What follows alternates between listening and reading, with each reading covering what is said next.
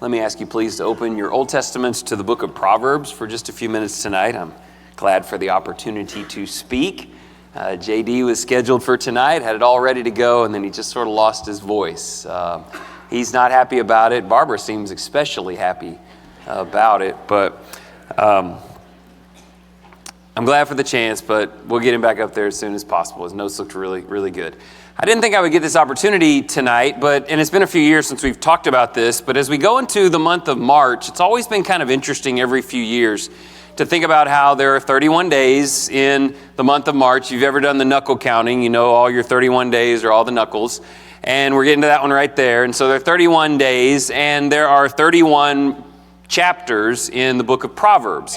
So it just connected with me, 10, 15 years ago. I just saw it somewhere, this idea of marching through Proverbs. So it's March, you're going through Proverbs, you never have to wonder where you are, what chapter you're on. If you have a watch that has the day of the month, then you know exactly what you ought to be reading. Now, for those who need a little extra for that, I did print out some of these. It doesn't say Proverbs on it. It says Proverbs. It doesn't say March on it. It just has the 31-day challenge. So if you like the box checking, we do like box checking as much as I talk about it. We really, really do. It feels super good. We did make copies in the back, and you can pick it up. You might want to get started early. In fact, I get a few minutes with the high school students tonight, and we're going to get an early start. We're going to look at 1 or 2 chapters together to kind of get moving in the right direction. So I wanted to make that available to you. In Proverbs chapter 1, it's just this beautiful verse that sums up the entirety of this collection of wisdom, and that's verse 7. Proverbs chapter 1, verse 7, "Fear of the Lord is the foundation of true knowledge, but fools despise wisdom and discipline." Now that may not look like the normal reading. I'm going to do a little bit of reading in one particular chapter tonight, and I brought my NLT up here, all right? Now I know this isn't my preaching Bible. It's just words it a little bit differently, but I want you to hear some Proverbs in a little different version tonight, so probably we recognize it more like this. The fear of the Lord is the beginning of knowledge, verse 7, but fools despise wisdom and discipline. This idea of fearing God, as we talked about this morning, is looking at the greatness of the Lord, and there's this fear of his wrath if we're apart from him. And there is this tremendous reverence of his glory if we are one with him. The book of Proverbs is just filled with great insights to help you think through who he is and who he wants you to be. It's very practical and amazing. The first handful of chapters are really easy to read. They kind of flow on wisdom, and they tell little stories about immorality and how to stay out of it. But the middle of Proverbs has always been a challenge for me. When you hit about chapter 10, every verse is something different. It just jumps all over the place. It's almost like you just want to read one verse and just stop. And I've gone through some different exercises to try to work on that, like get a Bible with some margins in it and just categorize it, like that one's about the tongue, that one's about anger, that one's about, the different parenting and the different kinds of things. So for a few minutes tonight, there was one in particular that caught my eye recently. If you're already doing the Bible reading in the back, by the way, that we've been doing, then you're halfway through Proverbs right now, so you may not want to start over, but go to Proverbs chapter 16 for just a few minutes. I just want to do a little brief case study on how great these chapters are when you look for things within them. Now, chapter 16 is in the middle. There's a bunch of different things going on, but I'm always looking for some theme or something. Any kind of repetition is worth marking because it ties verses together. So for instance, there are 3 different people who are discussed in this chapter, and we're just going to take a brief look at them. Number 1, there is information in Proverbs 16 about the Lord. In fact, so far in this read-through of Proverbs, this is one of the first times where I've seen a lot of emphasis on who the Lord is and what the Lord does. Usually it's on what the fool does and what the wise man does, but there's actually quite a bit about God. So let's just read it together if that's okay, the first 9 verses. "We can make our own plans, but the Lord gives the right answer. People may be pure in their own eyes, but the Lord examines their motives. Commit your actions to the Lord, and your plans will succeed. The Lord has made everything for his own purposes, even the wicked for a day of disaster. The Lord detests the proud. They will surely be punished. Unfailing love and faithfulness make atonement for sin. By fearing the Lord, people avoid evil. When people's lives please the Lord, even their enemies are at peace with them. Better to have little with godliness than to be rich and dishonest. We can make our plans, but the Lord determines our steps. Again, a great way to do this is just underline the phrase, the Lord. There's so much about him. Verse 1, he always gives the right answer. Verse 2, he is examining everyone's hearts and minds. Verse 4, he made everything, and he made everything that is good for his own purposes. The Lord detests the proud.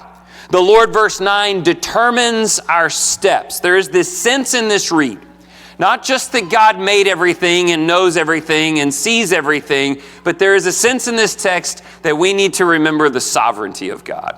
You know what that means? It means God rules over everything.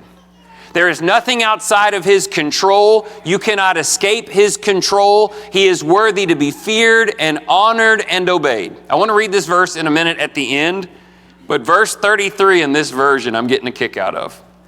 Verse 33. We may throw the dice, but the Lord determines how they fall. I like that. You can pick your path and make your choices, but none of them fall outside of the eye of the Lord, who seeks to measure and examine and determine. So there are three little interesting things. The first is the Lord. He would be a great person to mark in this text and maybe underline verbs that represent him, like the Lord gives, verse 1, the Lord examines, verse 2, stuff like that. Now, there's a section in the middle that has a couple of ways of looking at it. I've capitalized the word king here, though it's not capitalized in the text itself. Pick up with me in verses 10 through 15. Verse 10 says, the king, which had not been mentioned yet, the king speaks with divine wisdom. He must never judge unfairly. The Lord demands accurate scales and balances. He sets the standards for fairness. A king detests wrongdoing, for his rule is built on justice. The king, verse 13, is pleased with words from righteous lips. He loves those who speak honestly. The anger of the king is a deadly threat. The wise will try to appease it. When the king smiles, there is life. His favor refreshes like a spring rain. Now, what's interesting about this is we know who wrote the book of Proverbs. His name was King Solomon. So in one sense, he's talking about himself. He's saying the Lord has established me as his king, and there is a way that I am supposed to rule because verse 11, the Lord demands accurate scales and balances. And you, under me, under the king, there's a way you need to behave. Now, as I stand here today, Solomon is not my king, but Jesus is. And so when I read text like this, and I think about a balanced, just king who rules over me, I instantly think of Jesus. And the prophecies of the Old Testament do that a lot. There's a lot that talks about Solomon and then later Jesus. So if this was Jesus in verses 10 through 15, what would you learn about him? Well, the word that comes to mind for me here is not sovereignty, though Jesus is sovereign, it's emotion. Jesus is an emotional ruler. Have you thought about that? Certainly King Solomon is in this text, and Jesus came in the likeness of him to excel him. Let me explain what I mean.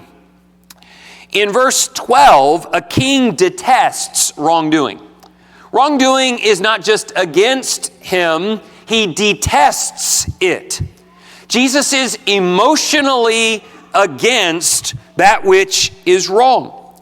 But verse 13, when people are honest, when they speak the truth, when they honor him with his words, the king is pleased. I wish we thought about that more often, how Jesus is not just some statue sitting at the right hand of God. He is a person with a heart. And when we do things that hurt him, they hurt him. And when we say things that please him, they please him. If he can be pleased, verse 13, he can get very, very angry, verse 14. The anger of the king is a deadly threat. And we're going to get to the wise in just a moment. And one thing about the wise is the wise will know this. If there's nothing else about wisdom in this chapter that you should get, you should wise up about God. You should know that God is sovereign and sees all and is over all. And you should know that Jesus is your king and ruler, and he can be made angry, verse 14, and he can be made to smile. So I think life's kind of simple. I think I just figured out my Monday. I just want to make Jesus smile. I want to bring pleasure to him. When the king smiles, verse 15, there is life. His favor refreshes like a spring rain. That was true of Solomon, super true of Jesus, as he is the light and the life of men. Thirdly, we get into the wise. Now, this is really common. There's not as much of it here, actually, as in a lot of the other chapters, but most of the marking you'll do in Proverbs is the foolish man and the wise man. And I just want to note a few of the things. First of all, this is us, by the way. I am not the Lord, and I am not the king. Even if you meant the earthly king, I'm not one of those. I am supposed to be the wise man who lives under them both. What do we do with that? Well, verse 14 says, the wise will try to appease the anger of God. And then verse 16, I want you to notice, I'm going to read through verse 24. There's about 3 references to wisdom. Verse 16, how much better to get wisdom than gold, and good judgment than silver? The path of the virtuous leads away from evil. Whoever follows that path is safe. Pride goes before destruction, and haughtiness before a fall. Better to live humbly with the poor than to share plunder with the proud. Those who listen to instruction will prosper. Those who trust the Lord will be joyful. The wise, verse 21, are known for their understanding, and pleasant words are persuasive. Discretion is a life-giving fountain to those who possess it, but discipline is wasted on fools. From a wise mind comes wise speech. The words of the wise are persuasive. Kind words, you see, are like honey, sweet to the soul and healthy to the body. And we're just going to reference 1 or 2 more verses, but on its basic level, we're just being told to please God, understand who he is, and be wise. But so often in these Proverbs, and I think back, Kyle Dykes did a talk recently that I still can play through. So much of wisdom is about this right here. Part of it is about listening, verse 20. Usually when it talks about you really want to live a great life, do you want to have good relationships, do you want things to go well, there's 2 things you need to do. You need to listen more and you need to speak less. And that's just Proverbs in a nutshell on the side of the wise. Listen to God, listen to others, verse 20, listen and be instructed. But primarily here, it's about pleasant words, verse 21. It's about wise speech, verse 23.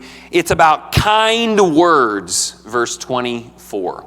There may be nothing you do this week that pleases your king more or honors the presence of your Father more than being careful and selective with your words and saying things that are kind and encouraging and well thought out.